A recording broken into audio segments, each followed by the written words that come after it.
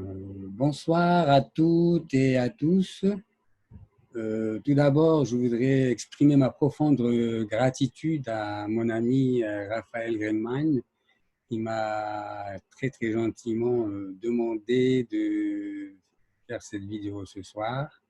Que Dieu le bénisse et qu'il continue dans cette lancée merveilleuse de diffuser les enseignements de la Torah.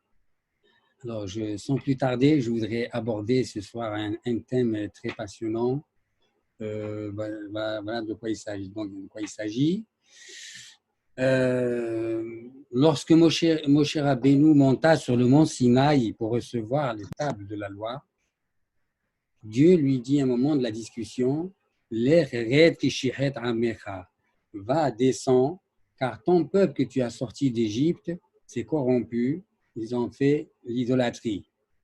Alors à ce moment-là, voilà qu'il descend de la montagne et entre ses mains les tables de la loi, et à sa grande stupéfaction, lorsqu'il voit les enfants d'Israël en train de danser, d'adorer le veau d'or, eh bien, il brisa les tables de la loi.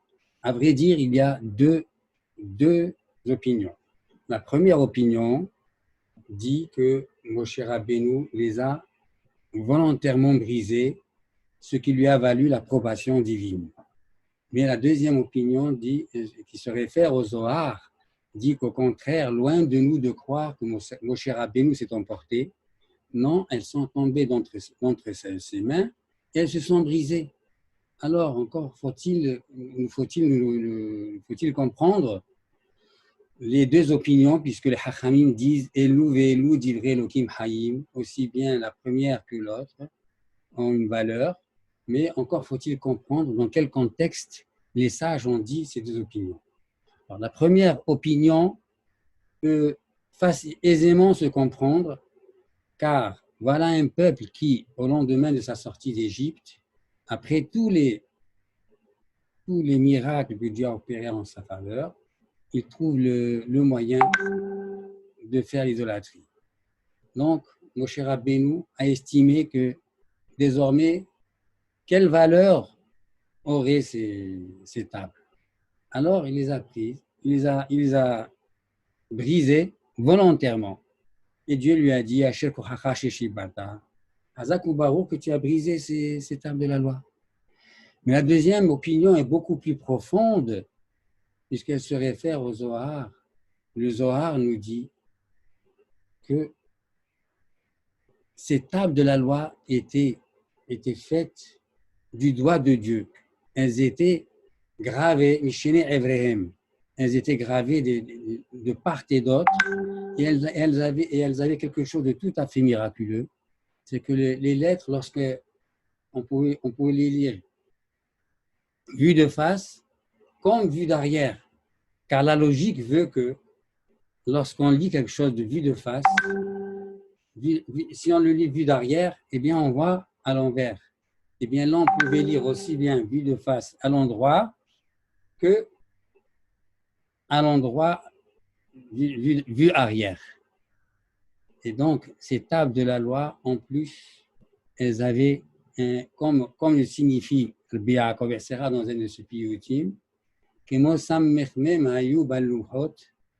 à l'instar des lettres Samer et Mem qui étaient gravées dans les tables de la loi, ainsi, nous, le peuple d'Israël, nous maintenons, nous, dans la galoute, dans la diaspora.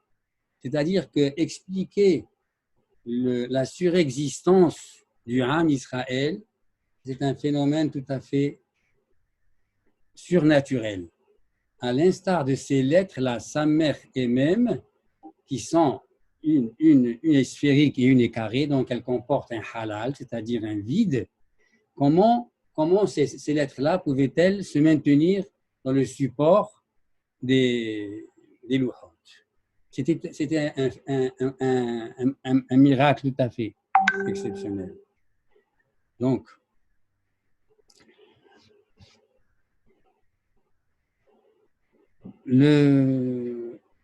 comment comprendre cette idée du Zohar?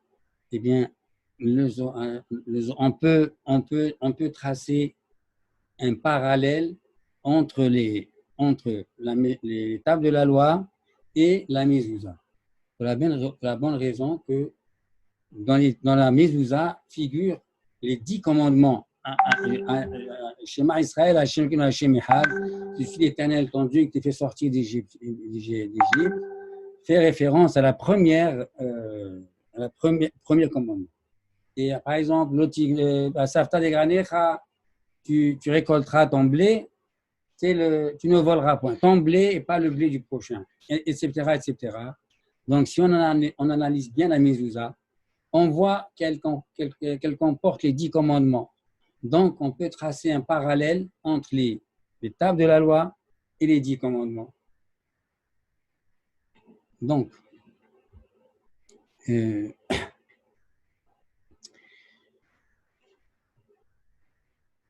profondément, c'est-à-dire qu'on a beau avoir des belles mezuzot, kasher, meudarot, si on a d'un autre côté un comportement qui ne reflète pas celui de la mezouza, eh bien, il se produit exactement le même phénomène qui s'est produit lorsque les lettres ont quitté le support.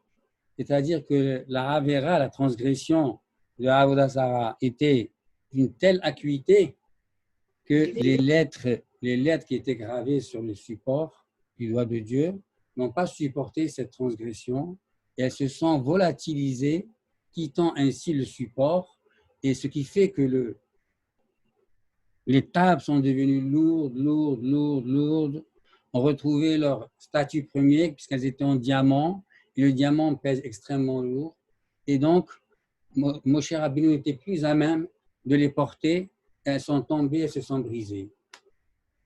Donc, quand on analyse bien la deuxième opinion, c'est exactement le même phénomène qui se produit lorsque, si à Dieu ne plaise, on a un comportement qui ne reflète pas, on n'est pas en accord avec le contenu de la mezouza, eh bien, même la mezouza est affectée, est impactée par les transgressions que l'on peut faire, hasbe shalom, et elle devient de ce fait psoula, inapte, tout à fait inapte. Car il faut sachez à la bataille qu'il y a une espèce de pacte entre le juif et la mezouza. La mezouza dit, si tu respectes ce qui est marqué en moi, eh bien moi aussi, je respecterai mon engagement et je te protégerai toute la vie. Mais si à Dieu ne plaise, tu me trahis, eh bien à ce moment-là, moi aussi, je t'abandonne, débrouille-toi, tu n'es plus sous ma protection. Alors, je voudrais vous raconter un épisode que j'ai vécu moi-même avec la mezouza. Il s'avère qu'un jour, je devais recevoir un juif qui était d'origine ashkénaze et qui est venu dans ma boutique et qui est venu avec sa mezouza. Et donc, je vois sa mezouza et je vois qu'effectivement, il y a un problème de cache-route. Mais indépendamment du problème de cache-route, Dieu, je ne sais par quel mérite, m'a donné la possibilité de déchiffrer à travers la mezouza la raison pour laquelle ce juif est venu me voir. Alors, je n'ai pu m'empêcher de lui dire que Dieu préserve. Tu as une tumeur cancéreuse au cerveau. Alors, ce juif a été ébranlé par cette révélation parce qu'il a vu que j'ai dit la vérité. Et alors, je lui ai dit de croire, je te déconseille formellement de t'opérer. Et si, hasbe shalom, tu t'opères, eh bien, tu encours un grave danger mortel. Alors, il est parti plus brisé qu'il est venu. Mais le lendemain matin, à une heure très matinale, il m'appelle, croyant me réveiller, me présentant 10 000 excuses. Alors, je lui dis, mon cher ami, ne vous excusez pas, j'étais déjà réveillé. Et c'est là qu'il me raconte qu'il était traité par 3 grands cancérologues de renommée mondiale dans l'un et dans la recherche cancérologique, et qu'il avait déjà signé l'opération qui devait se produire, une opération très complexe qui devait durer 10 heures. Alors, désormais, il était partagé entre moi, mon opinion, et les cancérologues qui lui disaient de s'opérer absolument. Alors moi, je lui ai dit, mon ami, qu'est-ce que voulez-vous que je vous dise là-bas et dans votre camp? C'est une décision que je ne peux pas prendre pour vous, mais j'ai vu qu'il était tellement peiné que j'ai eu comme un flash d'en haut. Alors je lui ai dit, eh bien, dites à votre cancérologue qu'il vous fasse un IRM tout simplement. Eh bien, il a été voir son cancérologue et difficilement il a accepté. Au final, il lui a fait un IRM. Et quand il voit l'IRM, eh bien, il voit qu'il n'y a absolument plus rien. Parce que moi, en grattant 2 lettres, j'avais fait en quelque sorte l'opération pour lui.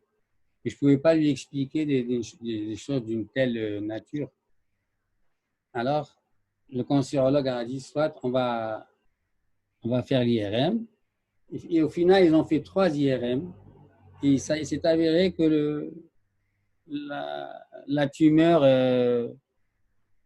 s'est volatilisée, il n'y avait plus de tumeur. Alors donc, ce cancérologue, il a vu qu'il y a quelque chose d'anormal, il ne comprenait plus rien. Et comme c'était un grand chercheur, il voulait absolument percer ce mystère. Alors il a demandé à son patient, qu'est-ce qui s'est passé? Il a dit, voilà, j'ai rencontré un rabbin, voilà ce qu'il m'a dit, voilà. Alors il a dit, il a manifesté l'envie de me voir, espérant que je lui explique par A plus B égale C scientifiquement ce phénomène. Alors je l'ai invité, il était très content, il est venu. Il a commencé à me poser des questions, etc. J'ai oublié de vous dire. Donc avant ça, moi j'étais fort embarrassé. Qu'est-ce que je vais dire à ce cancérologue?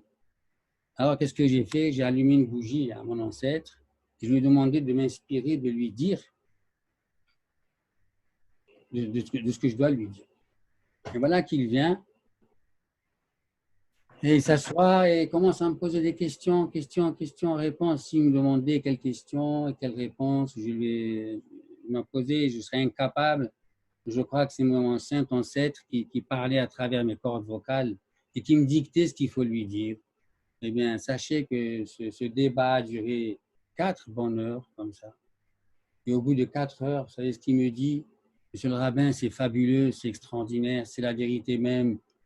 Convertissez-moi. Je dis, moi, je ne convertis pas les gens. Allez à rue Saint-Georges, il y a un service spécialisé pour ça. Et eux, ils vont s'occuper de vous. Alors, il a été avec un déterminisme béton armé. Il voulait absolument, coûte que coûte, se convertir après ce qu'il a vu.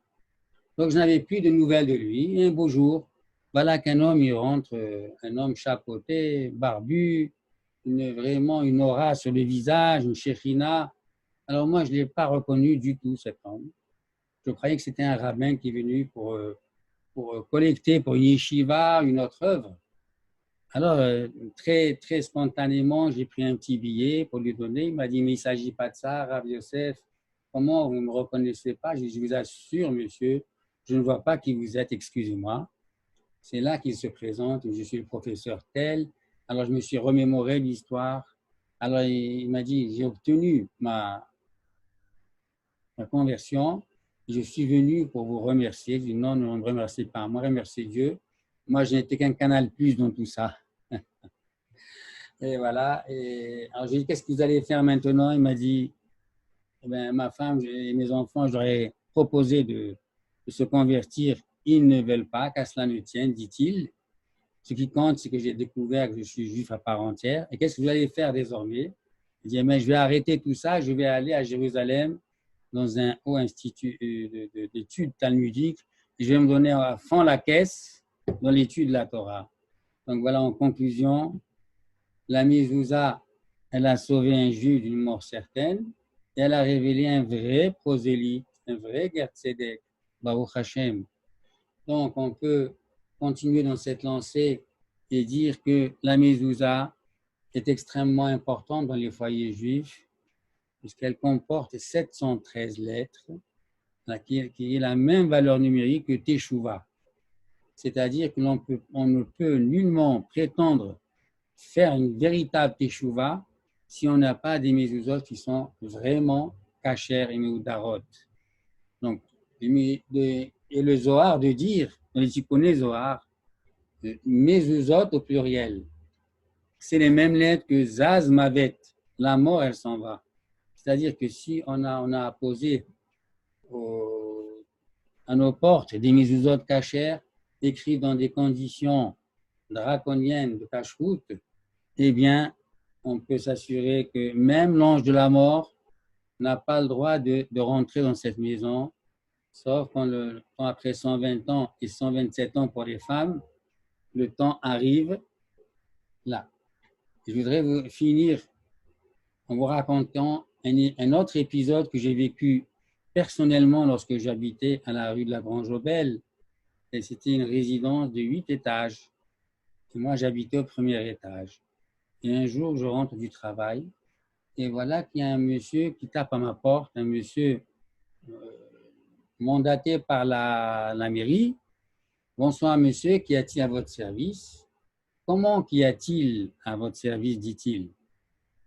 Vous n'avez pas pris connaissance de la circulaire qui est en bas au rez-de-chaussée? Je vous assure monsieur, je n'ai pas vu. Voilà, eh bien, ce qui s'est passé, c'est qu'il y avait une invasion littérale de cafards dans tout l'immeuble. Tout l'immeuble a été affecté. Alors moi, je tombais des nues. Je dis, monsieur, rentrez. Si vous trouvez un demi-cafard, je vous paye le champagne. Je vous en prie. Il est rentré. Il a vu qu'il y avait la maison brillait de mille éclats. Il n'y avait rien du tout.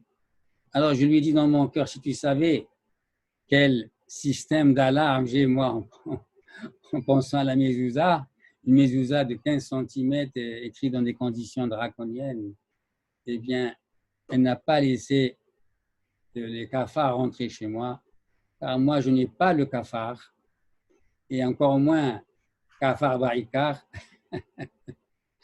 Et donc, ce monsieur, il est parti tout éberlué, il n'a pas compris vraiment. Donc ça, c'est vous dire la puissance d'une mezouza, qu'est-ce qu'elle peut faire. Naturellement, on pourrait parler des heures et des heures et des heures sur la mezouza. C'est un sujet très, très, très profond. D'autant que nous disons 3 fois par jour dans la prière de Aliouni Shabéa, que les Elilim, c'est-à-dire les Elilim, c'est-à-dire toutes les idolâtries, au final seront disparaîtront, et ceci les Takken Olam et Malchut Shaddai pour réparer le monde par la royauté de Shaddai. Donc, je voudrais terminer en souhaitant une Shana Tova, une Touka sur tous les plans matériels et spirituels, et que tous les malades d'Israël, du monde entier guérissent, et que Dieu mette enfin fin au corona, cette magnifa. Je voudrais préciser que ce cours a été dédié pour la Refoua Shilema de Hadassah Bat-Esther, pour le Ilou Nishmat Rachel Bat-Yakot et le Ilou Nishmat Mordechai Ben Zaria Mouyal, dont ce soir c'est les champions de mort. Est-ce que c'est possible aussi de faire les Louis Nishmat, Moratimi, Yael Bat Jacqueline? L'Ilou Nishmat Moratimi, Yael Bat Jacqueline. Yael Bat Jacqueline. À la mémoire de tous les défunts d'Israël, la même génération.